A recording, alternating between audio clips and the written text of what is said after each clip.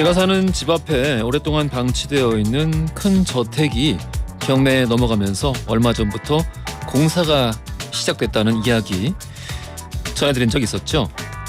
저택 마당을 가득 메우고 있던 그 나무와 잡초들이 주택가 한가운데의 숲과 같았는데 아쉽다라는 말씀도 드렸었고요. 그런 연휴에 집이 해체되어가는 과정을 거의 실시간으로 창밖으로 보고 있는데요. 저는 나무가 잘리고 집이 허물어진다라는 게 이렇게 빠른 시간에 가능한 건지 처음 알았습니다. 신기하다는 생각이 들 정도로 빠르고 신속하게 건물이 사라지고 큰 구멍이 남았는데요. 저기에 다시 집을 지어 올리는 데에는 훨씬 더 많은 시간이 걸리겠죠. 무언가를 쌓아 올려서 사람이 더불어 살아갈 수 있게 만드는 데에는 오랜 시간이 걸리지만 그걸 허물어서 부수고 파괴하는 데에는 비교할 수 없이 짧은 시간이 소요된다는 것. 여러 가지 생각을 하게 만드는 오늘 아침의 풍경이었습니다. 10월 13일 목요일 허지웅쇼 출발합니다. 허지웅쇼 1부 첫 곡으로 시인과 촌장의 풍경 듣고 왔습니다. 이건 너무 기분 좋은 소식이라 다 같이 나누고 싶네요. 양성봉님께서 웅디 오늘 저 이사해서 짐을 풀면서 듣고 있는데 저번 달에 학자금 다 상환하고 적금 만기 탄 걸로 옥탑방에서 투룸으로 이사했습니다. 축하해 주세요. 이렇게 말씀해 주셨는데 야, 아침부터 이런 기분 좋은 얘기 들으니까 덩달아 저도 기분이 좋아지네요. 듣고 계시는 다른 우리 웅냥이 분들도 그렇지 않을까 싶네요. 너무 축하드리고 양성봉님께는 필터 샤워기 선물로 보내드리겠습니다. 그 새집에 딱 달고 샤워하면 기분 좋겠네요. 김지연님께서 웅디 저 단톡방에 웅디 방송 홍보했더니 이미 듣고 있는 사람들이 많더라고요. 역시 소리 소문 없이 웅디 방송 듣는 사람들이 많아요 하셨어요. 김지연님께 카스텔라 쿠키 세트 보내드릴 건데 이 내용 금시초문인 분들 갑자기 왜 무슨 웅디 방송을 어디에 뭐에 홍보를 하는 거지? 라는 분들 이해하실 수도 있겠죠? 다시 한번 공지해드리겠습니다. 허지웅쇼 초특급 이벤트 열흘 동안 무려 160마리의 치킨을 나눠드리고 있습니다. 이름하여 웅디가 쏜다! 오늘도 계속되고 있습니다. 허지웅쇼 널리 홍보해주시고 그 인증샷 보내주시면 되겠습니다. 쏜다! 자, 여러분들 치킨 마리수는 제가 그 사부에서 여러분들이 보내주신 글 보고 제가 결정을 하고 있죠. 오늘도 변함없이 사부에서 모아서 전해드리면서 아낌없이 치킨 쏘도록 하겠습니다. 그리고 선물은 사부에서만 드리는 게 아니에요. 1, 2, 3부에서도 방송 중에 문자가 소개되는 모든 분들에게 여러 가지 선물 저희 곳간 다 털었거든요. 곳간에 들어있던 선물 다 보내드리고 있습니다. 적극적인 참여 기대하고 있을게요. 재치 있는 문자 언제나 환영입니다. 짧은 건 50원, 긴 건 100원이 드는 문자 샵1035나 무료인 고릴라 보내주시면 되겠습니다. 청취율 조사 기간이죠. 12시엔 허지웅쇼라고 잘 부탁드리고요. 광고 듣고 뉴스로 함께 할게요.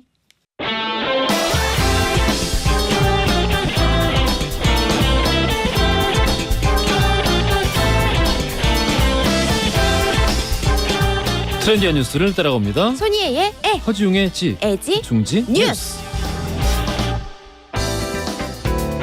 콘텐츠 크리에이터 손예희 씨 나오셨습니다. 안녕하세요. 안녕하세요. 제가 아까 깜빡하고 말씀을 안 드린 것 같은데 네. 얘기했는데 내 기억 못하는 건가? 응? 이 사부에서 한꺼번에 전해드리는 이벤트 그 홍보하고 인증샷 보내주시면 돼요. 어떻게 참여하는 거냐고 여쭤보시는 분들이 게시판에 있어서 말씀드렸습니다. 인증샷 보내주시고 뭐 어떻게 홍보했다. 저는 개인적으로 몇 명에게 홍보했는지 그 숫자보다는 그 질. 개별의 어떤 그 정성과 그렇죠. 어떤 재치 맞아요. 이런 것들 많이 가산점을 드리고 있습니다. 쏜다. 쏜다. 알겠습니다. 자, 오늘이 세계 실패의 날이라고 하네요. 네, 맞아요. 이 벤처 성공의 경험이 실패의 경험들이랑 비교를 해가지고 이제 실패가 더 값지다. 이 실패를 함께 나누는 행사를 개최했던 게 이제 유래가 된 거라고 하고요. 네. 오늘이랑 내일에는 이제 우리나라에서도 충청북도 청주 일대에서 실패 박람회라는 것도 열린다고 해요. 재밌는 행사일 것 같으니까 근처에 계시는 분들은 가보셔도 좋을 것 같습니다. 저 이거 너무 좋은 것 같아요. 그쵸? 이게 세계적으로 세계 실패의 날인 거죠? 네, 맞아요. 그러니까 이 핀란드에서 시작이 된 건데 음. 세계적으로 조금씩 이제 각기 다른 형태로 기리고 있다고 하더라고요. 우리가 타인의 성공에서는 사실 배울 게 없어요. 왜냐하면 대부분의 성공은 노력은 다 비슷비슷하게 하는데 대부분의 성공은 운이거든요. 이제 타이밍. 실패에는 이유가 있습니다. 그러면 그 이유를 우리가 보고 배울 수 있지 않을까? 맞아요. 이게 정말 좋은 취지인 것 같아서 개인적으로 마음에 쏙 드네요. 자, 우리 첫 번째 헤드라인부터 들어가 볼게요. 네, 첫 번째 소식은 전기차로 재테크를 한다고입니다. 전기차 재테크? 네. 무슨 그러니까 이게 말이지? 전기차 보조금이 있잖아요. 아, 보조금으로 재테크를 한다고요? 그러니까 이 보조금을 좀 악용을 해가지고 아. 편법으로 재테크 수단으로 삼고 있는 거예요. 그렇구만. 네, 그래서 어떻게 한다는 건지 제가 한번 알아봤는데요. 일단 최근에 중고차 거래 시장에 거의 타지 않은 신차급의 1톤 전기 화물차 매물들이 굉장히 많이 올라와 있습니다. 네. 정상 판매가 기준으로는 4천만 원을 훌쩍 넘는 이 전기 화물차의 가격이 무려 2천만 원대부터 시작을 하는 거예요. 2천만 원대. 네. 예. 그럼 정작 필요하신 분들은 당연히 이제 구미가 당기시겠죠. 심지어 이 주행 거리 자체도 100km도 되지 않는 매물들이 굉장히 많대요. 근데 이게 사는 사람 입장에서는 땡큐지만 실제로 이 속을 들여다 보면은 파는 차주 입장에서는 많게는 1,000만 원 이상의 차익을 보는 거라고 하더라고요. 이게 바로 전기차 보조금을 활용했기 때문인데요. 그럼 보조금 받아서 사서 옷돈 얹어서 판다는 말씀이시죠? 그러니까 나는 쉽게 얘기해서. 이미 그 돈이 빠진 거니까 그러니까 돈을 파는 사람 입장에서는 당연히 득을 보는 거죠. 무슨 말씀인지 알겠습니다. 네, 근데 이게 예. 화물차 쪽에서만 적용되는 건 아니고요. 전기 승용차 쪽에서도 중고차 시장에 자주 올라오고 있는데요. 특히나 이 T사의 전기차 같은 경우에는 출고가 굉장히 오래 걸리기 때문에 이 연식이 변경돼도 예약 당시의 가격으로 구매를 하게 되기 때문에 훨씬 더 큰 차익을 보는 것으로 알려져 있다고 하더라고요. 아이고 그렇군요. 이거 딱 상한선이 있지 않나? 상한선? 그 보조금 받는 게 얼마 이상은 또 보조금 안 주고 뭐 그러잖아요. 정해져 있어요. 정해져 있죠. 네, 그리고 이 주는 제가 금액도 정해져 있어요. 아직은 전기차에 관심이 크게 없어가지고 그걸 속속들이 알고 있진 못한데. 네, 정해져 있어요. 제가 한번 정리를 해봤는데요. 예. 이 화물차 쪽에서는 이 국가 보조금이랑 지자체 보조금이 따로 있는데요. 국가의 보조금은 1,400만 원이고요. 예. 지자체에서 주는 보조금은 700만 원이에요. 그래서 한 대당 최대로 받을 수 있는 보조금이 무려 2,100만 원이라서 꽤 되네. 굉장히 많이 주는 거고요. 승용차 기준으로도 최대 1,000만 원을 받을 수 있기 때문에 이런 것들을 좀 악용을 하는 사람들이 늘고 있는 거라서 그러니까 어떤 식으로 파는 거냐면 원가에 4,200만 원 정도 되는 차를 보조금 2,100만 원을 받고 3,100만 원에 팔면 무려 그렇지. 1,000만 원의 이익을 보는 거잖아요. 근데 이런 식으로 이거를 파는 거예요. 규제할 수가 있나요? 이거 사실 그냥 그러니까 뭐랄까 약삭 빠르다. 야 이게 도의가 아닌데 되팔이 아니야라고 할 수 있는데 이거를 규제할 건 없는 것 같은데. 이게 허점이 진짜 명확하더라고요. 그래요? 그러니까 의무 규제가 있어요. 그러니까 이 기간 동안엔 못 무조건 팔게 돼 있구나. 못 파는 게 아니라 차를 반드시 타셔야 됩니다. 타야 돼. 네, 근데 본인이. 아니요, 본인이 아니고 의무 기간을 양도하는 것도 가능한 거예요. 그러니까 사는 사람이 그 의무 기간까지 채우는 것까지 다 인정을 해주는 거예요. 그러면 되팔아도 된다는 얘기네. 그러니까요. 그러니까 이게 허점이 너무 명확한 거죠. 그러면은 어떻게 보면은 이거 차 요즘에는 신차 이제 예약하고 나서 픽업하는 데까지 굉장히 오랜 시간이 걸리거든요. 맞아요. 그거 기다리느니 그냥 그렇게 살래 하는 분들도 있을 것 같기도 하고. 그럼요. 이게 여러모로 제도의 허점도 좀 있고요. 보조금이 주어지는 제품에 되팔이가 생기는 거는 어떤 영역이나 마찬가지구나라는 생각도 동시에 드네요. 근데 심지어 죄송합니다. 야 올해 죄송합니다. 드문 광경인데. 죄송해요. 드문 저 광경인데. 진짜 이런 경우 없거든요. 쏜다. 죄송해요. 그리고 이게 보조금을 주는 이유가 있잖아요. 예. 기존의 경유 화물차, 기존의 경유 승용차를 팔기 위해서 그러니까 이걸 통해서 환경을 개선하는 게 그게 목적인데 파시는 차주들은 내가 보조금을 받은 그 전기차를 팔고 이익을 얻고 나서 기존의 차를 안 팔고 그대로 타시는 거예요. 야 그러면 이건 아무 의미가 없네. 그러니까요. 그러니까 이게 큰 문제인 거예요. 바로 그 부분에서 국민 세금 낭비가 되는군요. 맞아요. 이걸 그러면은 이거는 이거 규제가 필요하겠는데요. 완전 필요하죠. 예. 네, 그래서 유럽 쪽에서는 이 전기차의 보조금을 점차 줄이고 있는 경향을 갖고 있다고 하더라고요. 예. 그래서 우리도 정부의 보조금이 이렇게 재테크 수단으로 활용이 된다면 지급하는 게 의미가 없지 않나? 라는 목소리도 크게 나오고 있어서 이 보조금의 수단을 정말 유용하게 쓰시는 분들도 계실 텐데 악용하는 분들 때문에 보조금이 줄어드는 거 아닌가라고 우려의 목소리도 나오고 있습니다. 그렇군요. 이래라 국회. 현실적인 제도 개선 그렇죠. 기대해 보겠습니다. 맞습니다. 예. 다음 헤드라인 들어가 볼게요. 네, 두 번째 소식은 오마카세가 뜬다입니다. 오마카세? 네. 설마 내가 생각하는 그 오마카세? 먹는 거. 지금 시대가 어느 시대인데. 아니, 그래서 제가 시국이 어느 시국이고. 아니, 그래서 제가 이게 이러지 마세요. 식민사관. 이러지 마세요. 아니 제가 우리말로 바꿔서 얘기하려고 이렇게 딱 우리말도 준비해 왔단 말이에요. 그래, 우리말로 하면 어떻게? 우리말로는 예. 맛김 차림이래요. 맛김 차림. 네네. 왜냐하면 이 구성 자체를 셰프에게 맡기겠다라는 거잖아요. 그래서 맛김 차림으로 계속 제가 표현을 하도록 하겠습니다. 네. 이 맛김 차림이 떠오르기 시작한 이유 바로 대중화에 있는데요. 이 과거에는 맛김 차림이 굉장히 비쌌어요. 그래서 호텔에 가야만 즐길 수 있는 식문화처럼 여겨졌는데 네. 요즘에는 비교적 좀 저렴한 가격대로 생겨나면서 많은 분들이 맛김 차림을 찾고 계시는 건데요. 예. 인기가 있는 이유가 있습니다. 이거를 먹는 것 자체가 뭔가 좀 과시의 수단으로 자리를 잡은 경향도 있는 거예요. 그리고 내가 잘 모르는 분야에 대해서 요리사랑 직접 소통을 하면서 먹을 수 있잖아요. 그래서 내가 잘 알고 먹는다라는 부분에서 만족을 하는 분들이 많고요. 네. 특히나 나는 이런 식재료는 빼고 싶어라고 하는 분들은 또 맞춤 서비스까지 가능하니까 바로바로 얘기할 수 있으니까. 그렇죠. 그래서 맛김 차림 찾는 분들이 많아지고 있다고 하는데 요즘에는 특이한 맛김 차림이 굉장히 많아졌대요. 특이한 맛김 차림? 예를 들어서 커피. 1시간 동안 바리스타가 준비한 커피랑 디저트를 즐길 수 있는데 예. 이게 우리가 커피를 정말 많이 마시지만 커피도 이 취향이 있잖아요. 예를 들어서 뭐 산미가 강하다거나 뭐 이런 것들을 내 취향에 맞게 준비를 해준다는 것에서 만족감이 크다고 하고요. 이 커피를 더 맛있게 즐길 수 있는 방법까지 바리스타가 알려준다고 합니다. 그렇군요. 또 순대 맛김 차림도 있습니다. 이거는 요즘 많이 유명하더라고요. 맞아요. 예, 네네. 여러 가지 종류의 맞습니다. 순대를. 네. 이 최지영 요리사가 운영하는 순대 맛김 차림이 스타트였습니다. 할머니 고향인 함경북도 순대의 맛을 구현해낸 게 특징이었다고 하고요. 네. 지금까지 만날 수 없었던 그런 새로운 맛들을 즐길 수 있어서 화제가 되고 있습니다. 그리고 저는 이게 마음에 들었는데요. 초콜릿 맛김 차림도 있습니다. 이 벨기에에서 넘어온 쥐사가 초콜릿 맛김 차림을 할 수 있는 프리미엄 매장을 연 건데요. 쥐사? 네. 가나? 고디땡.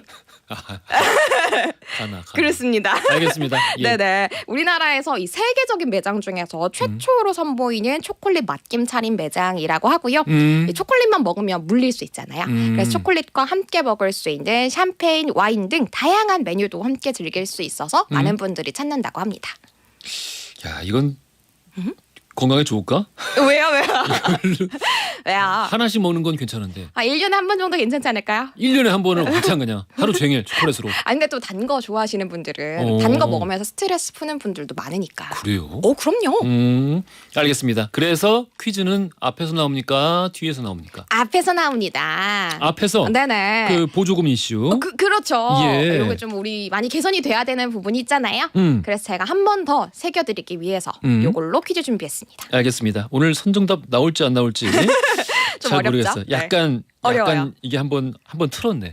그렇죠. 예, 문제를 보니까 한번 틀었어요. 웅디가 어제 요즘 너무 쉽게 냈는데? 라고 하시길래. 아이고. 네. 알겠습니다. 자, 오늘 퀴즈 들어갈게요. 네, 요즘 이것을 악용하는 사례가 늘고 있습니다. 정부에서는 탄소의 저감을 위해서 내연 기관차를 무공해차로 전환하기 위해서 이 제도 시행 중인데요. 무엇일까요? 1번 어린이집 보조금, 2번 유가 보조금, 3번 전기차 보조금. 정답 아시는 분들 짧은 건 50원, 긴 건 100원이 드는 문자 샵 1035나 무료인 고릴라 보내주시면 2부 시작하자마자 선물 받을 당첨자 발표해드리겠습니다. 고생 많으셨어요. 감사합니다. 블랙 아이드 피스의 붐붐파우 들으면서 2부로 갈게요. 허지용 쇼.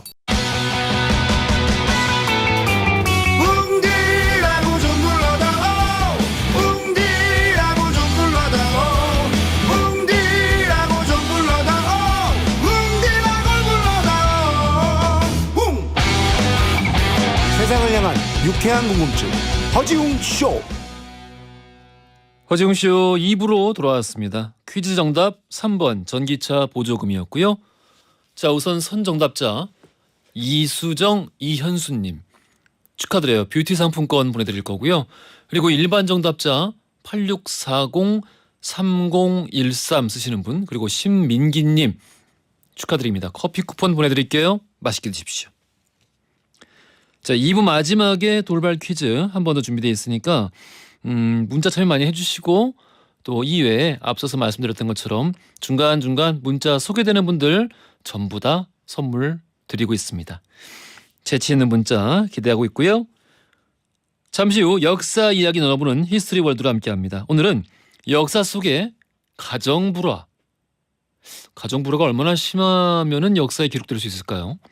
역사 속의 가정불화 관련된 이야기 살펴보겠습니다. 광고 듣고 썬킴 교수, 박광일 작가 바로 만나볼게요.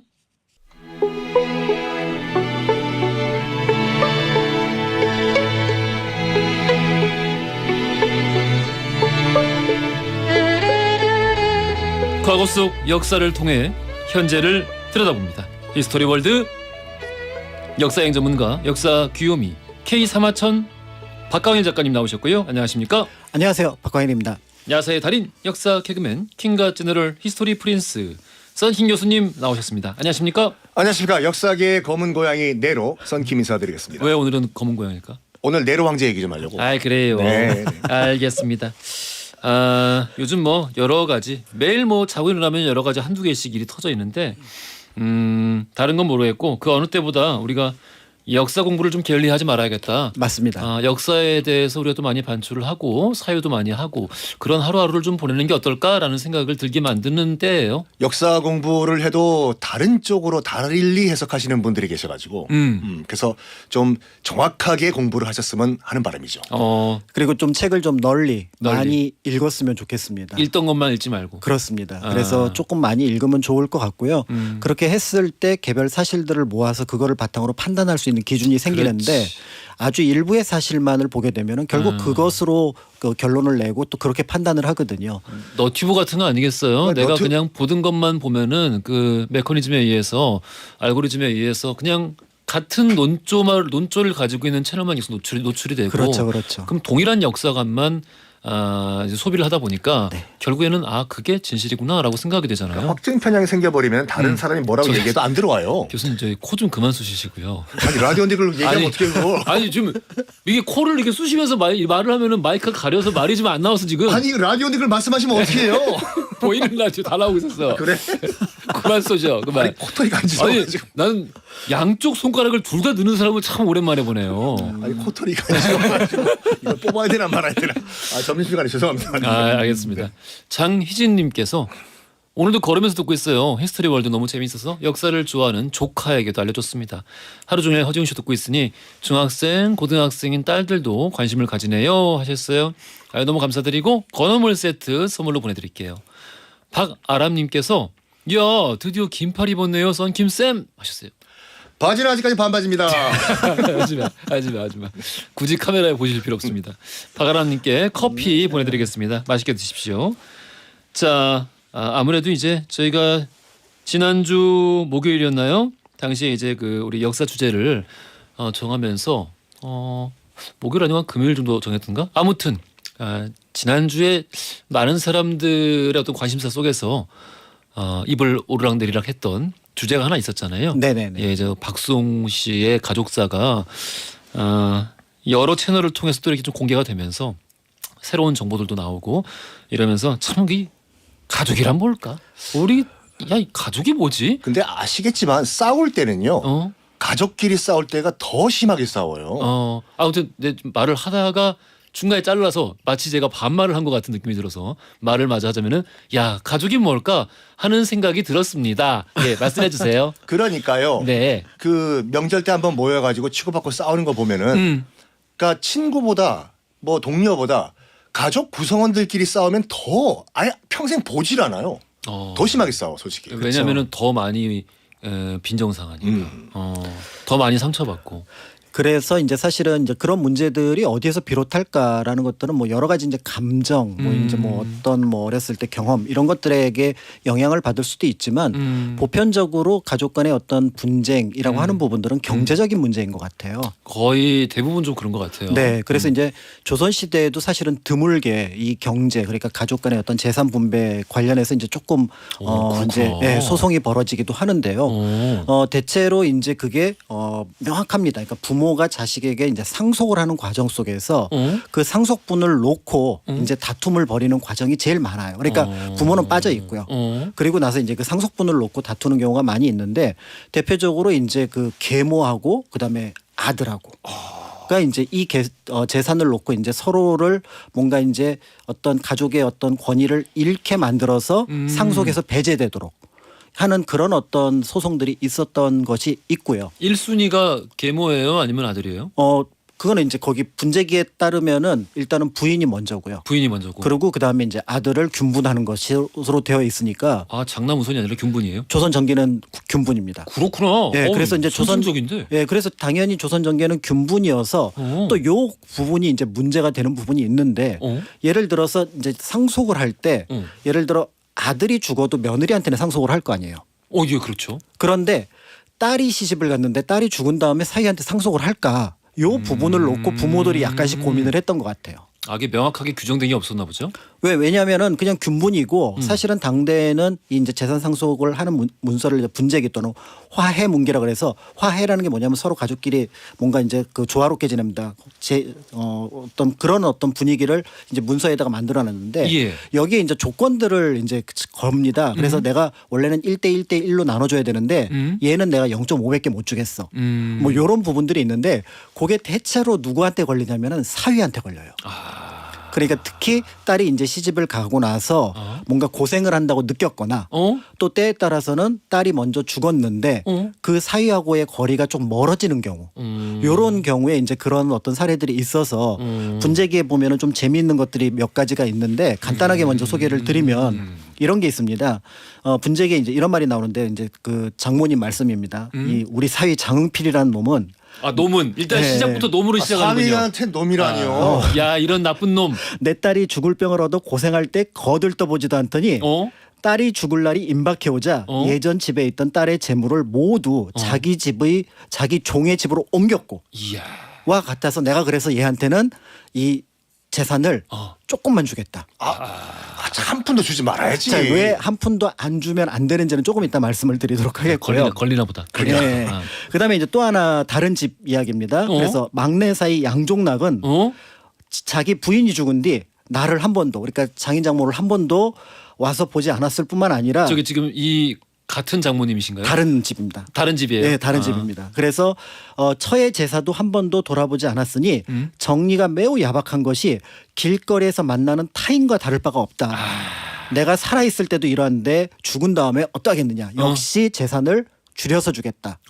라고 얘기를 했는데 그러니까 짐작할 수 있는 것처럼 이제 아예 안 주면 좋겠는데 그러니까 이 부모가 왜 이 재산을 주냐면 법으로는 사실은 안 줘도 돼요. 그런데 주는 이유는 뭐냐면 딸의 제사를 제사 지내달라고. 그렇죠. 사위밖에 없는 거예요. 네, 아무리 부럽다. 미워도. 그래서 결국은 재산의 일부를 이제 어떻게 보면은 사위에게도 분배를 하는 것들이 상속 문서에 들어가 있는 거죠. 그러니까 살다가 상속을 하게 된다는 건 결국 부모님이 돌아갈 즈음이거나 어쨌든 돌아가기 직전에 작성을 하는 문서기 때문에 그동안의 내력, 가족 간의 어떤 그 정서 이런 것들이 요 분재기 안에 담겨 있게 되는 거고요. 이제 이런 부분들이 있는데 이런 생각 한 번도 안 해봤는데 지금도 그러나? 사위한테 물려줘요? 이게 지금 같은 경우는 드라마 때문에 약간 그 왜곡이 됐는데 드라마 보면 뭐 아버지가 돌아가시기 전에 야, 난 전 재산을 막내한테 줄 거야. 나머지 형제는 너는 땡전 한 푼 없어. 꼴까닥 이거잖아요. 그런 드라마가 있었나요?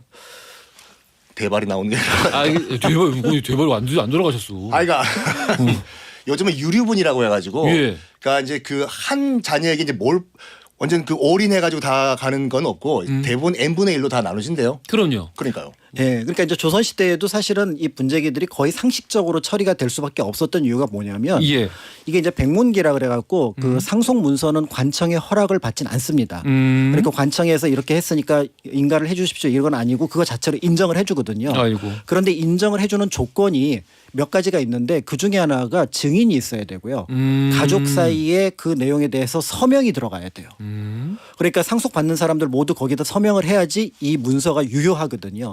그런 면에서 볼 때 들어가는 거고 앞에서 이 사위한테 준 거 있잖아요. 예. 이건 명확하게 얘기하면 사위한테 준 게 아닙니다. 그러면 어디... 죽은 딸에게 준 거예요. 죽은 딸에게 준 거야. 그렇습니다. 그래서 실제로 아들과 딸에게 주었던 부분들이 똑같이 주게 되는 게 이제 그런 의미를 갖고 있는 거고요. 같이 묻어야 하지 않나요, 그러면은? 딸에게 준 거면은? 네, 그렇게 해도 될 것 같긴 한데. 예. 그래서 이제 이런 부분들이 있는데 의외로 그럼에도 이 재산 상속과 관련해서 이 문서를 놓고 분쟁이 없었던 이유는 아까 그런 어떤 상속 문서가 워낙에 뚜렷하게 잘 남아 있고요.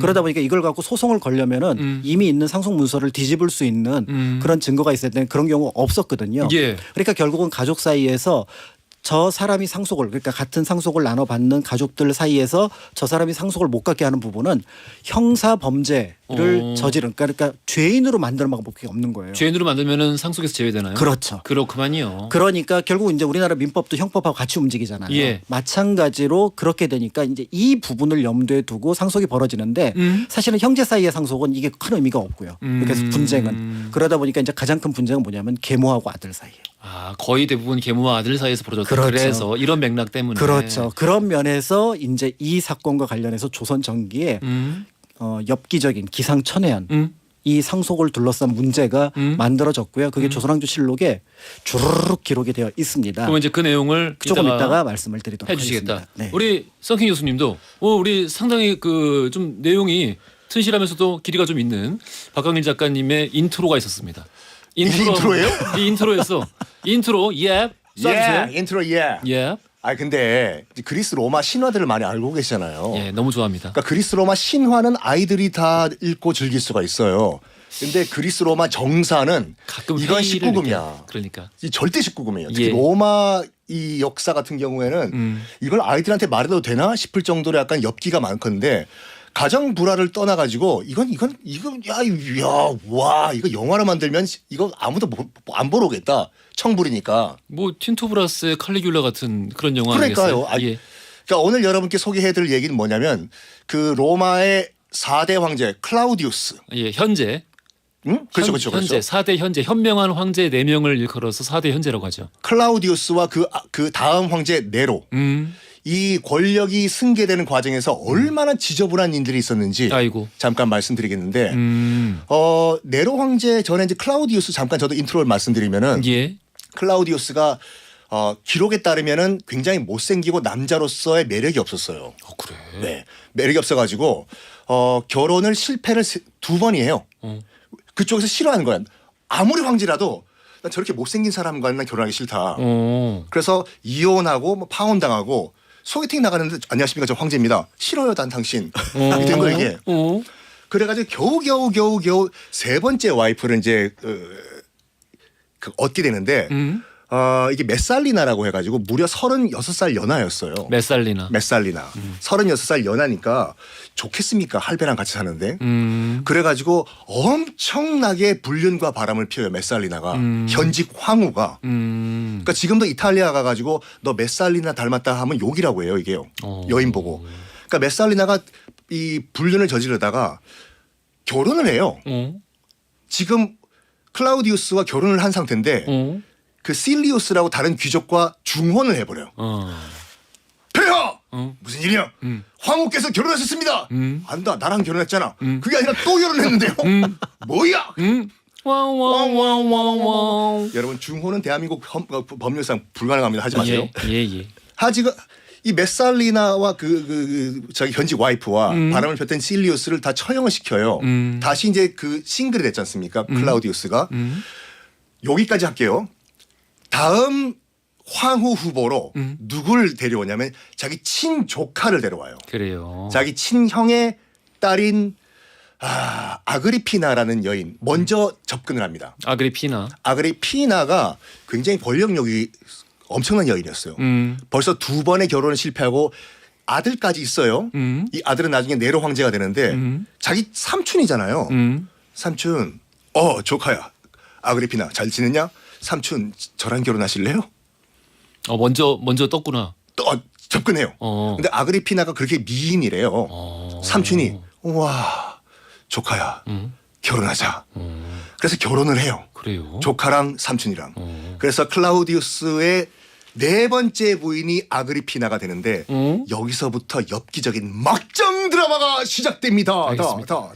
굉장히 성킨 교수님이 좋아하는 내용이죠. 내가 왜 이걸 좋아해요? 가족 사이의 막장 이런 거 굉장히 좋아하십니다. 근데 이제 사실은 저 얘기를 듣고 이제 뭐 막장이다 이런 표현을 하는데 이제 역사 공부를 할 때 조금 조심스러운 부분들이 있는 게 바로 뭐냐면 저런 과거의 모습들을 현대 관점에서 볼 필요는 없다라는 거죠. 그러니까 이 내용들이 이게 그리스 로마에만 있는 게 아니라 맞아요. 신라에도 있고요. 그 모든 왕조 국가에서는 맞아. 이게 어떤 그 혈통을 보존하고자 하는 목적에서 그렇습니다. 워낙에 이제 그 같은 가문 안에서의 결혼을 뭐랄까요 권장하기도 했었고. 그렇죠. 그러니까 종례혼을 굉장히 많이 하게 되고요. 더 나아가서 종례혼이 아니라고 하더라도 겹사돈, 그러니까 이모랑 결혼하는 케이스가 고려 때 인종 때도 나타났던 것처럼 그런 면들을 보게 되면은 그러니까 이제 그런 것들이 우리 눈에는 굉장히 이상하다고 느껴지는데 그렇지. 거꾸로 생각하면 그만큼 역사가 그래도 조금씩 더 나은 방향으로 와서 지금 우리가 볼 때 그게 이상한 겁니다. 그렇지. 그러니까 맞는 말씀이세요. 그 이집트의 클라오파트라도 자기 남동생이랑 결혼했잖아요. 예. 근데 이거 같은 경우에는 당시 로마의 그 원로원이 보기에도 조금 약간 심했나 봐요. 그래서 조카와 삼촌은 결혼 안 된다 했는데 클라우디우스가 밀어붙였어. 여기까지 말씀드릴게요. 그런 다음에 클라우디우스와 메살리나 사이에 아들이 있었거든요. 딸이 있었어. 옥타비아라고. 그다음에 아그리피나는 나중에 네로 황제가 되는 또 아들을 데리고 오잖아요. 예. 둘이 결혼시켜요. 그러니까 오빠 겸 남편이 되는 거예요. 그 이야기를 3부에서 이야기 나눠볼 거고 아까 그 왜 저기 네로 왕제 아버지 얘기하실 때 제가 이제 그 현재 말씀하시길래 저는 그 칼리귤라 아버지 4대 현재 말씀하신 줄 알았는데 오 현재 때 그게 아니라 다른 왕이군요. 알겠습니다. 제가 개인적으로 로마 역사를 굉장히 좋아하는데 그 물론 이제 방금 말씀하신 지금의 시각에서 볼 때 좀 그 막장으로 보여지는 어떤 특히 좀 어떤 성문화 그렇죠. 이런 것들도 존재하긴 합니다만은 동시에 저는 그 로마 공화정이 그게 이제 세워지는 과정과 이제 몰락을 하긴 합니다만은 몰락하는 과정에 있어서까지도 저는 그게 하나하나가 너무 아름다워 보이더라고요. 아름답다고요? 너무 완벽하고 정말 인간이 이게 정말 예전 아주 옛날 아주 먼 옛날의 이름에도 불구하고 이렇게까지 그 어느 시대나 빈부의 차이는 있는데 가진 자와 가지지 못한 사람 사이에 조화를 이루어내기 위해서 제도를 통해서 이들을 어떻게 더불어 살게 만들려고 노력을 했는가 체제라는 것들이 이게 보면 볼수록 너무 완벽할 정도로 아름다워 보여서 감탄이 나더라고. 지금 우리 옹디를 보니까 대생할 때 우리 쓰는 아그리빠 형상이랑 비슷하게 생겼어 지금. 제 친구가 옥타비아누스입니다. 아 그래요? 예. 어쩐지 향기가 나. 아그리빠의 몸에서. 향기가 그렇군요. 로마예요. 뭐야. 알겠습니다. 자 오늘 역사 속 가정부라 이야기 함께 해보고 있는데요. 3부에서 다룰 우리 예고까지 충실하게 또 말씀해 주셨습니다. 자 우리 여기서 돌발 퀴즈 드리겠습니다. 최근 우리 형법에 이 특례 조항이 논란이 되고 있습니다. 부부나 부모 자식 간에는 사기나 절도죄가 해당되지 않는다는 내용인데요. 친족 간의 재산 범죄가 빈번해지는 만큼 이를 폐지해야 한다는 목소리가 나오고 있습니다. 이 조항은 과연 무엇일까요? 보기 드리겠습니다. 1번 공소시효, 2번 병역특례법, 3번 친족 상도례. 이거 좀 많은 분들이 지난주에 들어서 아실 것 같긴 한데 이게 이제 일본어라는 주장이 있어요. 이게요. 친조상 도레와 난데스까? 정말 어거지다. 정말 어거지다. 네. 하지만 그래요. 훌륭한 힌트였습니다. 친조상 도레와 난데스까? 이게 친족상도례가 애초에 도입된 이유가 부모와 자식 사이에 그 사소한 다툼으로 가족 간에 불화가 생기는 걸 막기 위해서 이걸 만들었대요. 그렇죠. 맞습니다. 자식이 어떻게 네. 아버지를 고발하냐? 들으면 들을수록 이해가 안 돼. 이건 조선 시대는 그 부모가 자식을 고발하고 그다음에 백성이 사또를 고발하고 그다음에 임금이 신하가 임금을 고발하는 것은 모두 범죄입니다. 그걸 세종대왕이 만들었잖아요. 그렇죠. 근데 그건 또 만든 이유가 있어요. 그때는 이제 중세니까. 아니 그리고 또 세종대왕이 중세라. 그리고 또 이제 복잡한 어떤 그 지방의 어떤 문제들이 있었는데요. 어쨌든 가족에 관해서는 그거를 어쨌든 용납할 수 없는 거다라는 부분이 이제 그게 현재까지 조금은 영향을 끼쳤다고 보는 거죠. 알겠습니다. 정답 아시는 분들 짧은 건 50원, 긴 건 100원이 드는 문자 샵 1035나 무료인 글이라 보내주시면 추첨 통해 선물 보내드리겠습니다. 이문세 알 수 없는 인생 들으면서 3부로 갈게요. 허지용 쇼.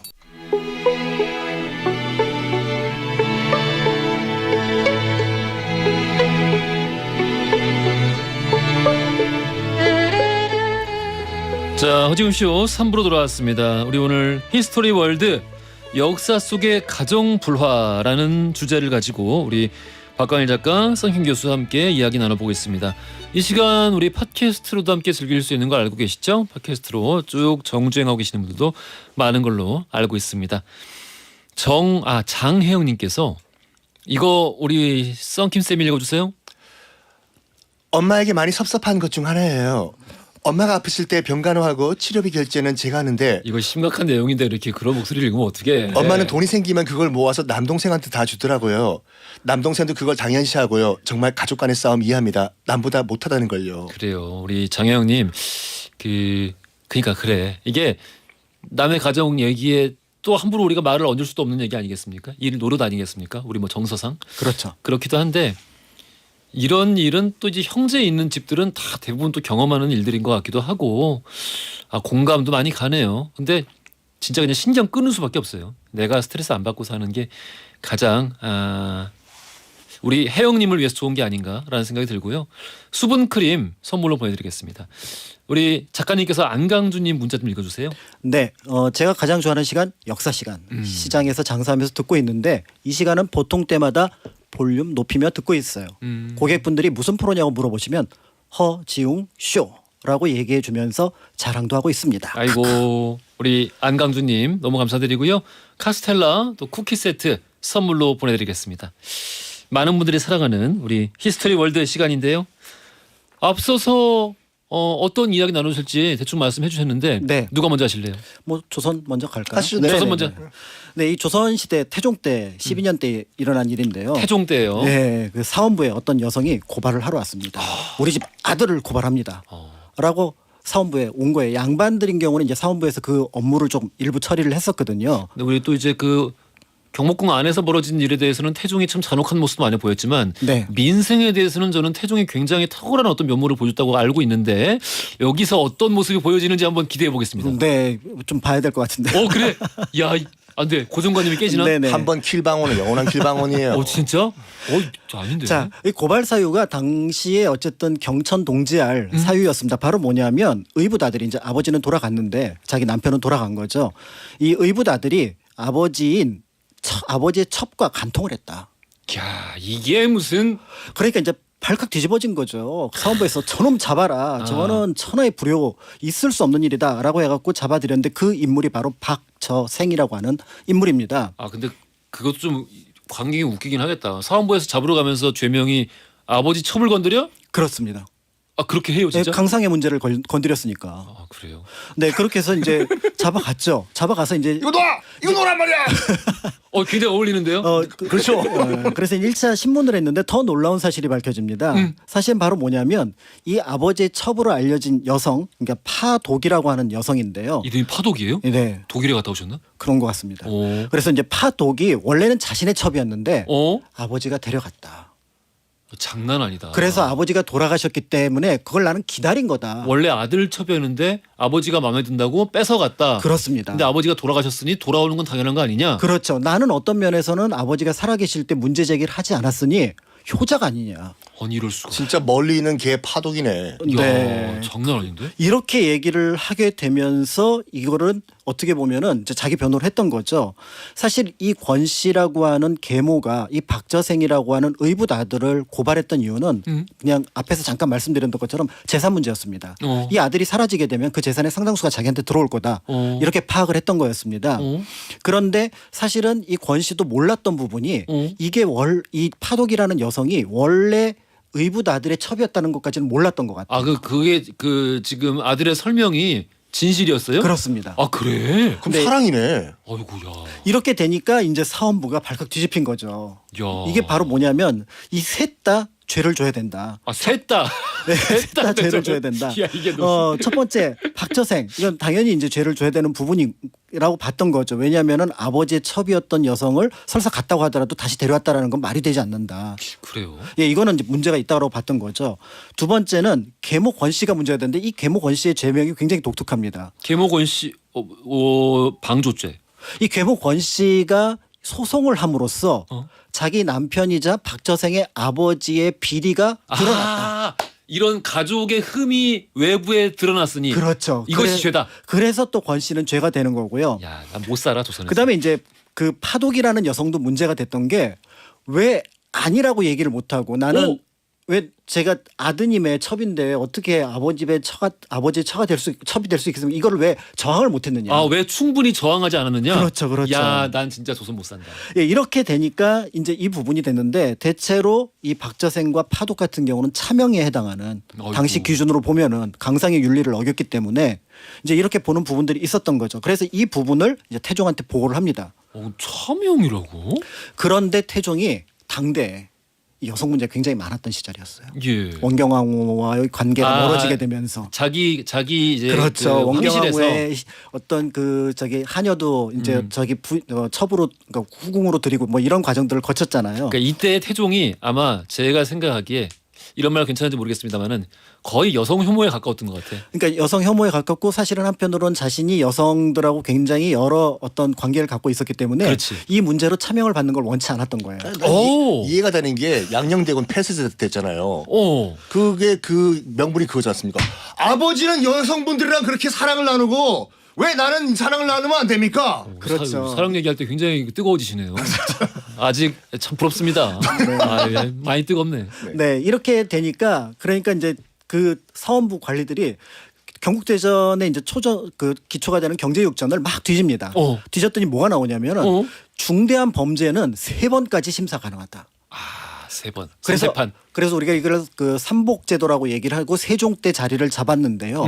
이것이 역사적으로 처음 시행된 게 이 박처생 사건입니다. 아, 이게 단순한 민생 사건이 아니었네. 그렇죠. 왜냐하면 이게 그 양반의 문제이기도 하고 사원부에서 굉장히 중요한 어떤 강상의 문제라고 생각을 했으니까 이 부분에 대해서 이제 문제가 됐던 거고요. 아, 저는 그래서 과연 태종이 이거를 어떻게 처분을 했을지. 그래서 결국은 삼복을 하면서 죄가 점점 가벼워집니다. 아, 그래. 다행이다. 다행이다. 그래서 점점 가벼워져서 박처생, 곽씨, 파독 모두 약간의 경중모 90대, 100대, 120대이지만 곤장 맞고 귀양 보내는 걸로. 아, 저는 이걸로 역시 끝나는 줄 알았어요. 아니야? 이러면 이거는 뭐 허지영 쇼에서 나올 얘기가 아닌 거죠. 아니 왜 난 아주 태종이 민생에 대해서 굉장히 너그럽게 잘했다고 난 알고 있었는데. 자, 그런데 여기서 이제 그 박처생이 이제 귀양을 가 있는데 예. 그 상황에서 박처생의 아들이 신문고를 칩니다. 신문고를 또 외쳐. 그래서 우리 아버지 억울합니다라고 예. 얘기를 했던 거죠. 바로 뭐냐면 두 가지 이유로 억울하다고 얘기를 했는데 첫 번째는 재판이 좀 길어졌으니까 삼복 과정에서 예. 이 과정에서 사면령이 몇 번 떨어졌던 거예요. 사면요? 국가에서 이제 경사가 있을 때 죄인들을 풀어준다라고 하는 거. 이걸 이제 사면을 내린다라고 해서 사면령을 내리는데 이게 복권을 해주는 타이밍인데. 그런데 이제 재판 중이었는데 왜 우리 아버지는 적용이 안 됐느냐. 그렇지. 이제 요거 하나가 있고 두 번째는 우리 집에서 사원부하고 형주에다가 바친 뇌물이 얼만데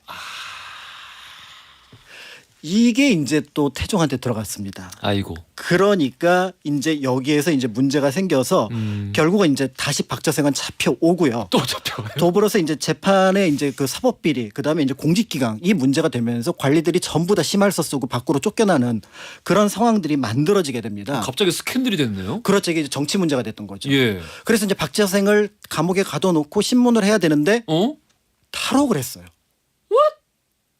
그래서 이 탈옥이 사원부에서? 예. 사원부에서 가둬두는 경순소라고 하는 감옥이 있었거든요. 예. 이 감옥에서 탈옥을 한 거예요. 아니, 그러니까 이게 지금 탈옥이냐 대단한 소리. 아니면 얘를 보내버린 거냐. 아 그게 맞을 것 같다. 예, 그래서 예. 이게 탈옥이긴 하지만 그냥 내보낸 것 같아. 너 빨리 가서 거지. 너 예. 빨리 어디 가서 그냥 모른 척해라. 그러면 네가 얘기 안 하면은 우리 죄는 사실은 없는 게 되잖아요. 그러니까 사원부 감옥을 그렇게 쉽게 탈옥할 리가 없지. 네, 이렇게 되면서 이제 문제가 되고 그렇게 되니까 이제 박저생이 약간 유리하다고 생각하니까 여태까지 잠자코 있었던 동생, 박저생의 동생이었던 박강성이 그 의정부에 있었거든요. 갑자기 등장하네요. 네, 사원부 관리들을 공격합니다. 쓸데없이 죄를 크게 키웠다. 라고 얘기를 했는데 오히려 여기서 이제 박강성은 이제 쫓겨나게 되면서 이제 일단 문제가 이제 끝나는 것 같았어요. 예. 그런데 이 박저생이 밀양에서 잡혀옵니다. 잡혀왔는데 그 배경이 뭐냐면은 박의라고 성명을 바꿔놓고 지내고 있었는데 장효래라는 사람하고 금전 문제가 생겨갖고 관하로 잡혀갔던 거예요. 지금 탈옥 중 아니에요? 탈옥 중이죠. 탈옥 중인데 금전 문제가 생겼어요? 금전 문제가 생겨서 관하에 가서 소송을 하다가 이 사람이 원래 박저생이다라는 게 밝혀져갖고 또 서울로 압송이 되게 되는데요. 기소 중지당하는 놈이 지금 사기친 거 아니에요? 그러니까 지금? 네. 만장하다. 그 과정에서 아까 말씀드렸던 뇌물 문제가 이제 본격적으로 다뤄지게 되는 거죠. 그러면서 결국은 이제 그 당시 대사원 허응이 유배를 가고 그리고 사원부가 관료 절반이 물갈이가 되는. 이 문제로 대사원이 유배를 갔다고요? 그렇죠. 뇌물을 받았으니까. 엄청나게 큰 정치 스캔들이었구나. 네, 이게 검사가 뇌물 받은 거잖아요. 예. 그러니까 이제 이게 검찰청이 절반이 물갈이를 하게 됩니다. 야, 이게 이렇게 제대로 되니까 걸렸네. 이제 사원부가 너무 열받은 거예요. 또 열받았어요. 저 이상한 박저생이라는 인물 하나 때문에 우리 사원부가 완전히 어떻게 보면은 그 죄도 뒤집어 쓰고 깨졌잖아요. 그러니까 그 나비 효과 아닙니까 결국? 그렇죠. 그 아비가 아들의 첩을 탐한 그 때문에 그렇죠. 이게 나비가 날고 날아서 여기까지 왔어요. 그러니까 이제 이게 뭐냐면 처음부터 이게 곽 씨가 잘못한 거다. 그래서 곽 씨를 불러다가 심하게 고문을 했던 것 같아요. 잠깐 곽 씨가 아까 계모. 예, 이 사람이 우리한테 고발 안 했으면 고발한 사람 아니 왜 고발한 사람을 잡아다 고문을 해? 그랬더니 곽 씨의 아들이면서 박저생의 이제 배다른 동생이죠. 박눌생이 이제 배다른 동생 새로 등장한 거죠. 예, 이제 계모의 그냥 자녀, 친자식. 등장인물이 꽤 많네. 네, 그래서 박눌생이 이제 사원부를 또 공격을 한 거죠. 우리 어머니를 데려다가 고문을 했다. 또 이 사실이 태종에게 들어가서 나머지 사원부 관리들도 이제 유배를 가는 그런 어떤 일이 벌어지게 됐던 거죠. 그리고 이제 박저생은 다시 이제 귀양을 가게 되는데요. 또 귀양에 이제 울주로 지금 울산으로 귀양을 보냈습니다. 근데 여기서 또 도망가 버렸어요. 이 사람 이상한 사람이네. 예. 그래서 나중에 그 김화에서 잡혀가지고 다시 현지 사람의 토지를 빼앗으려다가 체포가 됐던 거죠. 그래서 결국은 한양으로 압송되어서 사원부에서 이 사람은 아까 말씀드렸던 강상의 문제가 아니라 국가를 혼란에 끼치게 했던 그런 어떤 문제다라고 해서 이건 중죄로 다뤄야 된다라고 신문을 받던 중 감옥 안에서 자살한 것으로. 또 큰 자살했어요 또. 그렇죠. 근데 이 자살도 의문스러운 자살인 거죠. 근데 이분은 그 지금 지은 죄가 너무 많아서 이 하나하나 헤아릴 수가 없는데 쭉 듣다 보니까 이분은 그냥 그 선 오브 호러라고 있지 않습니까? 네. 그런 거 아닙니까 그냥? 아직 뭐 호러가 들어오기 전이죠. 병자호란 이후의 얘기긴 하니까요. 네. 그렇긴 하지만 어쨌든 이 사건으로 인해서 조선 초기 태종 때 사원부가 큰 곤욕을 겪었는데 사실은 아주 단순하게 계모와 그다음에 어떻게 보면은 아들 사이에서 의붓 아들 사이에서 벌어졌던 재산 문제가 정치 문제, 사회 문제로 비화됐던 하나의 사건이고요. 결국 이제 이런 문제들이 이제 보통 우리가 알고 있는 가정의 문제가 이제 바깥에 영향을 끼치게 되는 어떤 사례로 볼 수가 있는 거죠. 첩을 뺏고 뺏었으니까 사랑 문제로 시작한 거 아닌가? 그렇죠. 처음에는 이게 또 사랑 문제였던 거죠. 뭐든지 사랑이 문제예요 진짜. 그래. 또 사람 얘기 나오니까 굉장히 뜨거워지시네요. 요즘 무슨 일이 있어요? 날씨가 추워요. 자, 알겠습니다. 그러면 우리 또 무대를 재밌었어요. 이런 일이 있었구나 조선 초기에. 야, 태종 고생 많았네. 고생 많았어요. 장난 아니네요. 아무튼 자 우리 로마로 옮겨 보겠습니다. 자, 로마의 4대 황제 클라우디우스 남자로서 매력이 전혀 없었어요. 결국엔 자기 조카, 친조카예요. 자기 친형의 딸이랑 결혼을 했어요. 뭐 정치적인 이런 무슨 뭐 야망 이것 때문이 아니라 정말 사랑해서 예뻐가지고 조카랑 결혼합니다. 그 아그리피나라는 여인. 그 아그리피나는 이미 2번의 결혼은 실패하고 아들까지 있는 상태였어요. 아들은 나중에 네로 황제가 되는데 일단 자기 삼촌과 결혼했어요. 삼촌이자 내 남편이야 지금. 그런데 지금 정치적 야망으로서 지금 삼촌과 결혼을 했는데 삼촌이 너무 정정한 거예요. 삼촌이 정정해. 그러니까 삼촌 겸 남편이 없어야지 내 아들 내 아들 네로가. 이 다음 네로가 다음 황제가 될 수 있잖아. 그래가지고 독사를 시도를 합니다. 아 그래요. 이 클라우디우스 황제가 굉장히 일벌레였어요. 저처럼 굉장히 일 많이 하고 예. 밥을 폭식 밤에. 예. 그래가지고 특히 버섯 요리를 굉장히 좋아했다고 하는데 쎄하다. 버섯 좋아요 이거 쎄하다 쎄. 쎄. 예. 그래가지고 어느 날 퇴근하고 돌아온 클라우디오. 여보 나 퇴근했어. 아 식사하세요.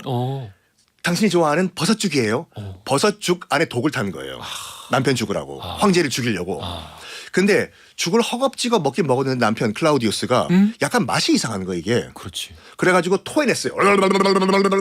다 토한 거야. 아그리피나 입장에서 봤을 때는 자기 계획이 틀어진 거잖아요. 그렇죠. 저거 토하면 안 되는데 하면서 공작 깃털을 들고 와가지고 공작 깃털? 깃털 들고 와가지고 여보 이왕 토하는 거 깨끗하게 다 토하세요. 이거 깃털 가지고 목구멍 제가 간질간질 해드릴게요. 아 해봐요 여보. 깃털을 목구멍에 넣고 기도를 막아버려요. 깃털로요? 깃털로. 그래서 어쨌든 클라우디우스 황제는 그렇게 허무하게 자기 부인이자 조카에 의해서 독사를 당합니다. 독사를 당해요. 사랑 얘기 맞나요? 네? 사랑 얘기 맞아요. 사랑과 전쟁이에요. 선희 교수님은 굉장히 어떤 그 사랑의 개념이 뒤틀려 있는 것 같습니다. 멀리 틀렸어. 예. 그래서 계획대로 자기 아들인 네로가 다음 황제 5대 황제가 되는데 드디어 네로. 네로 검은 고양이 네로. 날라리야? 나리잖아. 네로 황제가 돼요. 네로. 근데 문제는 말이죠. 이 클라우디우스 황제와 그 메살리나 첫 번째 먼저 부인 사이에 브리타니쿠스라는 또 다른 그 왕자가 있었어요. 근데 얘는 정치에 전혀 관심이 없었어. 그런데 지금 자기가 집권을 해야 되는데 아그리피나가 계속 네로가 자기 아들이 점점 엄마가 정치에 개입하는 걸 이제 부담스러워하는 거예요. 이제 나이 먹고 그러니까. 그러니까 엄마 이제 내가 나이가 한두 개가 아닌데 내가 직접 로마를 통치할 거예요. 네 이놈. 어딜 때린 거예요? 네? 어딜 때린 거예요 지금? 어깨를. 아 어딜 때렸어? 네. 그 문정왕후 같이 네가 누구 덕분에 황제가 됐는데 네가 누구 덕분에 황제가 됐는데 네 이놈. 네가 어미의 덕을 지금 모르는 거야 이놈. 엄마가 뭔데요? 이 나라의 황제는 저 네로예요. 네 이놈. 또 때렸어? 또 들었어. 엄마 나 삐뚤어질 거야. 그러면서 엄마를 그때부터 이제 배제를 하기 시작한 거예요. 여기에 아그리피나가 격분한 거죠. 정말로 너 누구 덕분에 황제가 됐는데 네로 이 검은 고양이 내가 가만 안 놔두겠다 하면서 공공연하게 무슨 말 했냐면 아이고 내가 정말 실수했네. 우리 친아들이 아니라 내 의붓 아들인 그 브리타니쿠스 원래 있던 저 왕자를 황제로 만들어야 되는데 내가 실수했어 이걸 얘기한 건데 농담이지만 네로는 그걸 진담으로 받아들인 거예요. 쟤 안 되겠다. 저 브리타니쿠스라는 내 배다른 동생이 있으면은 언젠가 내 권력에 데미지가 올 것이다. 근데 제정신이 박힌 그 어머니라면은 황실에서 저런 종류의 농담은 독이죠. 독이에요. 그건 사실 죽으라는 저주지. 맞아. 예. 결국에는 자기 배다른 동생 브리타니쿠스를 네로가 불러요. 아이고. 브리타니쿠스야, 밥이나 같이 먹자. 네 형. 와가지고 만찬을 여는데 포도주에 독을 타서 동생을 죽여버려요. 또 독이야? 독이야. 아이고. 똑같은 독이에요. 그런 다음에 엄마, 제가 진짜 지 배다른 동생을 죽이는 거를 봤을 때 나까지 위험할 수가 있겠네라고 아그리피나가 생각을 한 거예요. 그러면서 네로를 날려버리자. 그리고 내가 친정을 하자라고 결심을 했는데 네로가 또 그걸 가만둘 리가 없죠. 아무리 엄마라고 하더라도 권력은 아들과 엄마 사이에든 나누는 게 아닙니다. 하면서 엄마를 암살 시도를 해요. 아이고. 똑같은 독으로. 근데 독계에서는요. 독계라는 게 있나요? 예. 독필드에서는 예. 엄마가 선배였어. 해독제를 들고 다닌 거예요. 평소에요? 그러니까. 그러니까 지금 그 네로가 자기 의붓 동생, 배다른 동생 죽였던 그 독약 보다 한 단계 업그레이드돼 있는 해독제를 들고 다닌 거예요. 그래서 독을 먹여도 엄마가 안 죽어. 야, 우리 엄마 죽었어? 오늘 아침에 조깅 하시던데요? 하나, 둘. 나 해독제 있어. 이렇게 된 거예요. 근데 도저히 안 되겠다. 대놓고 죽이자. 어머니가 그 로마에서 다른 도시로 갈 때 배를 타고 이제 그 바다로 나갔는데 그 배를 침몰시켜요. 이거 옛날에 그 조선 초기에 그렇죠. 예, 그 고려 왕씨들 죽일 때 했던 방법이랑 똑같네. 강화도와 거제도에서. 예. 근데 아그리피나가 수영의 선수였어요. 침몰하는 배에서 수영을 하다가 나와. 하프. 그 정도 되면은 그냥 그 한 100살까지 사시겠는데요? 장수하실 것 같은데. 이때부터 약간 코미디가 되는데 어? 바다에서 배는 침몰했는데 아그리피나는 수영을 저병을 해서 나오는 거예요. 배영도 하고 이렇게 안 되겠다. 이길 수 없다. 이길 나는 수 없다. 나의 어머니를 이길 수 없다. 이길 수 없다. 대놓고 자기 밑에 있던 해방노예 한 명을 어이고. 보내서 어머니를 죽이라고 명령을 내려요. 이런 나쁜 놈. 그래서 해방노예 그 밑에 있는 그 부하죠. 네로가 보낸 부하가 칼을 들고 아그리피나가 있는 곳으로 갑니다. 그리고 정말 황제 명령입니다. 돌아가셔야 되겠습니다. 하니까 이때가 정말 끝인 줄 알았나 봐요. 그래서 아그리피나가 뭐라고 했냐면 옷을 확 펼치면서 아유 내 눈. 처음 듣 죄송합니다. 이거 봐요. 이거 봐. 이 정도로 제가 말을 잘해요. 노래 말로만 들었는데 비주얼이 눈에 보이죠. 아 그래요? 아, 그래? 알겠습니다. 옷을 착 펼친 다음에 그래. 이거까지 아그리피나가 얘기합니다. 그 부하한테. 칼을 찌를 거면은 내 배를 찔러라. 네로가 너의 황제가 여기서 나왔다. 10개월 동안 있었던 이 배 여길 찔러라. 야. 진짜 배를 찔러서 죽여요. 이때부터 네로 황제가 아무리 폭군이라고 하더라도 이땐 폭군이 아니었어요. 어머니가 미웠던 것뿐이죠. 어머니를 죽였는데 친엄마를 제정신이겠습니까? 이때부터 망가지기 시작한 거예요. 그렇구만요. 네. 나라가 저 모양이니까 기독교에 지지. 뭐라고요? 나라가 저 모양이니까 기독교에 지지. 아이고. 똑같은 폭군인데 저기 조선에서는 자기 친엄마 죽었다고 연산은 또 그때부터 폭군이 되기 시작하잖아요. 그러네요. 네로와 연산은 정말 180도 달랐네요, 진짜. 네로. 글쎄 사실 네로 황제 같은 경우는 로마를 불태운 혐의로 또 우리 많은 사람들의 기억 속에서 우리 아주 악한 황제로 또 많이 기억이 되고 있는데 그 로마 불태운 내용 대해서는 또 한 번 전에 얘기 한번 해주시기도 했어요. 그렇죠. 네로가 불태운 게 아니라 네로는 그렇지. 정말 그 화재 진압하려고 노력을 많이 했어요. 개인적으로 네로를 많이 좋아하시는 것 같아요. 제가 최양락 씨를 좋아합니다. 네로의 어떤 그 환생. 저 로마 황제로 생각해 주시네요. 랄라리아 한번 해보세요. 랄랄리아. 아니야. 뭐 해봐봐. 그럼. 랄라리아? 그렇죠. 이렇게 해야지. 그쵸. 랄라리아? 네로 25시. 에이. 아니 비슷하게도 못하시네. 유머 1번지 얘기하면 나이가 드러나요. 왜 쇼 비디오 잡기도 얘기하시지? 알겠습니다. 자 오늘 우리 역사 속의 가정불화 관련해서 이야기 나눠봤고요. 돌발 퀴즈 정답 3번 친족 상도례였습니다. 정답자 발표드릴게요. 홍병렬, 최보미, 편원길님 그리고 4008 1037 쓰시는 분 축하드려요. 마스크팩 세트 선물로 보내드리겠습니다. 자 오늘 지금까지 박광일 작가 썬킴 교수였고요. 오늘도 최고였습니다. 감사합니다. 감사합니다. 네, 감사합니다. 허지용 쇼.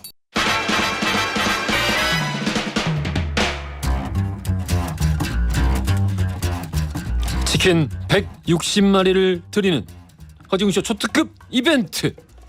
아직 신에게는 128마리의 닭이 남아있사옵니다. 응지가 쏜다! 허지용 쇼를 널리 홍보해 주시고 인증샷을 보내주신 분들을 위한 초특급 치킨 이벤트 진행하고 있습니다. 짧은 건 50원, 긴 건 100원이 드는 문자 샵 1035나 무료인 고릴라로 사연과 함께 인증샷 보내주시면은 제가 이렇게 쭉 보고 제 나름의 심사를 거쳐서 여러분에게 치킨 마구마구 쏘겠습니다. 자 오늘 6985 쓰시는 분부터 시작해 볼까요? 허지웅 쇼 들은 지 3년 만에 처음으로 청취율 조사 전화를 조금 전에 받았습니다. 사는 곳이며 나이, 평일에 듣냐, 주말에 듣냐, 라디오를 또 어떻게 듣냐 그런 방법까지 물어보시던데 제가 큰 소리로 허지웅 쇼라고 말하고 일주일 내내 들으면서 이 맛에 산다 코너가 제일 재밌다고 했어요. 인증샷도 보내요. 이 정도면 홍보 제대로 했죠? 라고 이렇게 보내주셨네요. 그 02에 2056 국번 쓰는 번호가 청취율 조사 관련 번호라고 합니다. 2056. 또 좋은 꿀 정보까지. 6985님 이 정도면 뭐 치킨 3마리 보내드릴게요. 축하드립니다. 3마리 실컷 드시겠네요. 저도 근데 한 2마리 이상 펼쳐놓고 먹어본 적이 없는 것 같은데 2마리까지 먹어본 것 같아. 1490 쓰시는 분 웅디 여기는 소아과예요. 병원쌤들과 함께 허지웅쇼 시청 중입니다. 아주 큰 화면으로 우리 병원 방문하는 환자분들과 함께합니다. 홍보는 이렇게 하는 거죠. 늘 고맙습니다. 꾸벅 하셨어요.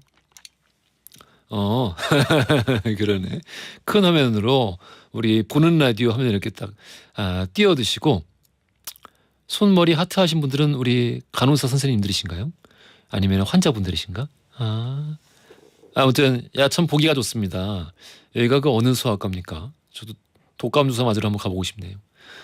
감사드립니다. 여기 또 직원분들 같이 드셔야 될 테니까 제가 치킨 3마리 보내드리겠습니다. 맛있게들 드세요.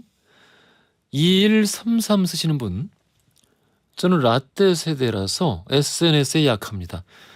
제가 손수할 수 있는 방법으로 5층 상가 관리실에서 허락을 받고 상가 게시판이랑 제 가게 문 앞에 허지웅쇼 홍보지를 붙였어요. 상가에 계시는 모든 상인분들 그리고 손님들에게 열심히 홍보하겠습니다.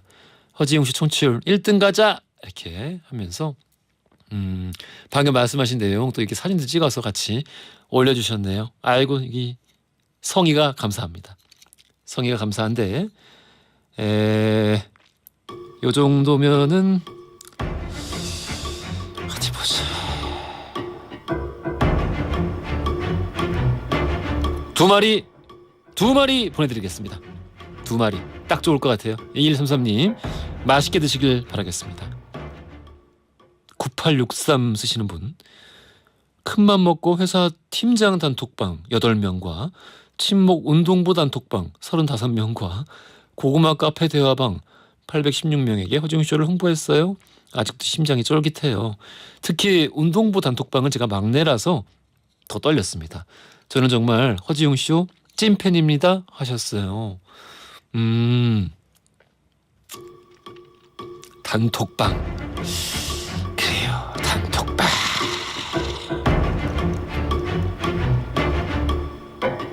제가 우리 98 몇 번이죠? 요거 좀 치워주세요. 창좀 9863님께 치킨 1마리 보내드리겠습니다. 맛있게 드세요.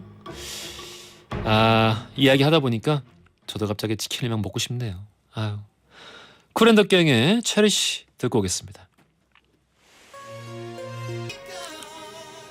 노래 듣고 왔습니다. KCN 조조의 All My Life까지 듣고 왔습니다. 4008 쓰시는 분이 청취율 조사 국번 좀 다시 알려주세요 하셨는데 2056으로 시작하는 번호가 청취율 조사 관련 번호라고 하네요. 아까 어떤 청취자분이 알려주셨습니다.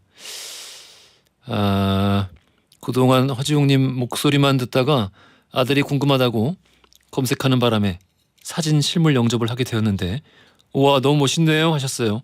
야 좋은 덕담을 남겨주셨으니 치킨 이벤트는 여기 응모하신 게 아니니까 치킨은 못 드리지만 다른 선물 보내드릴게요. 2043 쓰시는 분, 웅디 형님 홍보했습니다. 예 신고합니다. 충성. 저는 조선소 현장에서 용접 일을 하고 있는 애청자입니다. 오늘 마침 아들 돌떡을 돌리고 싸운 보따리를 잘라서 홍보 문구를 적었는데요. 점심을 컵라면으로 때우고 오토바이로 활보하고 다녔습니다. 사람들 시선을 확 끌었는데요. 홍보에 성공한 것 같아요. 직원이 10명인데 3마리까지 딜 가능할까요? 하면서 이렇게 사진을 보내주셨어요. 야 안전모를 탁 쓰고 있는데 우리 동생분 굉장히 든든합니다. 제가 이렇게 보고 있는데 채널 용접 허지웅쇼 괜찮네. 이건 바로 이런 겁니다. 제가 원하던 그런 사연이에요. 바로 이거지. 제가 3마리는 안 되고요. 2043 쓰시는 분 치킨 5마리 드릴게요. 2명이 1마리씩 드셔야죠. 맛있게 드세요. 그리고 잘 아시겠습니다만은 늘 안전 최우선 알고 계시죠? 건강하게 용접일 잘 하시길 바라겠습니다. 4335 쓰시는 분, 우리 연구소 7명 있는 단톡방에 허지웅쇼 홍보했습니다. 옹디가 치킨을 줘야 제가 홍보한 보람도 있고 입사하고 처음으로 부장님에게 공짜 술을 얻어먹을 수 있습니다. 우리 연구소 직원들은 제가 당첨될 리가 없다고 치킨을 못 받으면 사비로 사라고 하네요. 다들 제 핸드폰 앞에 옹기종기 모여 있습니다. 라면서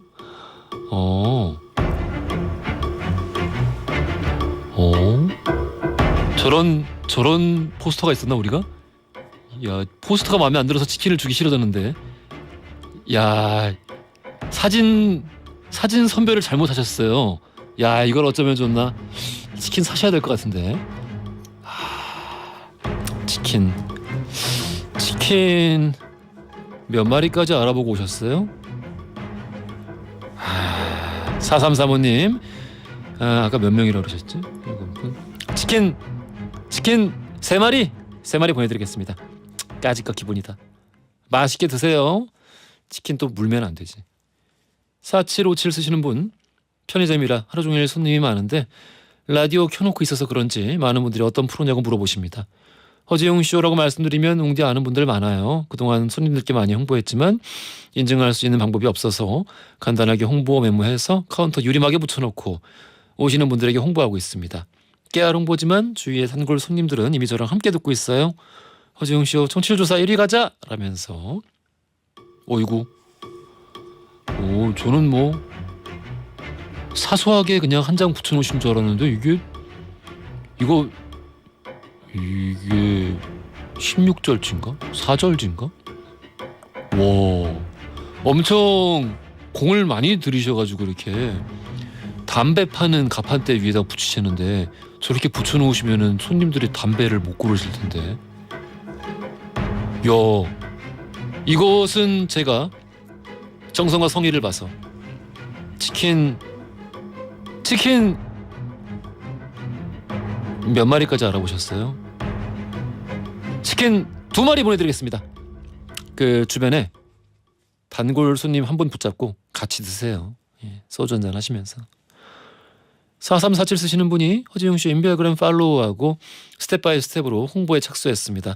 1단계는 우리 독수리 오영재 가족밴드 30명 또 병행해서 우리 사무실 직원들까지 고릴라 앱도 깔아주고요. 고품격 힐링방송 허지웅쇼 파이팅입니다 하셨어요. 아이고 그렇죠. 허지웅쇼 인별그램 허지웅쇼 우리 인스타그램 팔로우 하시는 건 기본입니다. 기본으로 팔로우 하셔야 돼요. 여러분 다 지금 웅냥이 분들 아직 안 하신 분들 계시면은 허지웅쇼 인스타그램도 팔로우 하셔야 됩니다. 4347 쓰시는 분 치킨 1마리 보내드릴게요. 맛있게 드십시오. 오늘도 치킨 우리 많이 드렸습니다. 많이 드렸어요. 내일도 이어가겠습니다. 광고 듣고 올게요. 자, 오늘 허지웅쇼 벌써 마칠 시간이에요. 시간이 훌쩍 갔네요. 내일은 드러머 김간지 씨 모시고 선곡 배틀쇼 난세의 가능으로 함께 할 겁니다. 치킨 몇 마리 남았게요? 치킨 108마리 남았습니다. 불교에서 이야기하는 번뇌의 숫자죠. 내일 번뇌 없이 팍팍 또 많이 쏘겠습니다. 여러분들 많은 사연 보내주시고 나는 너무 숫기가 없어서 홍보는 잘 못하는데 어쩌면 좋지 하시는 분들 저는 그 정성까지 꿰뚫어 보니까 사연을 또 충실하게 쓰셔서 보내주시면은 읽어보고 드리도록 하겠습니다. 그리고 중간에 뭐 생일 문자 보내는데 왜 생일 축하 안 해주고 섭섭하다라는 분이 계셨는데 저희 2주 동안은 이거 이벤트 계속 해야 돼요. 160마리 이거 소진해야죠. 치킨 주지 말까요 그러면? 좀 봐주세요. 2주 동안은 치킨들 팍팍 쏘고 그리고 다시 평소의 사업으로 돌아가겠습니다. 엔딩송은 김미연님이 신청하신 기수의 챔피언이에요. 김미연님께는 커피 드릴 거고요. 자, 이 곡 들으시면서 저는 내일 낮 12시 5분에 다시 찾아뵙겠습니다. 안녕히 계세요. 찾아오니 마그노리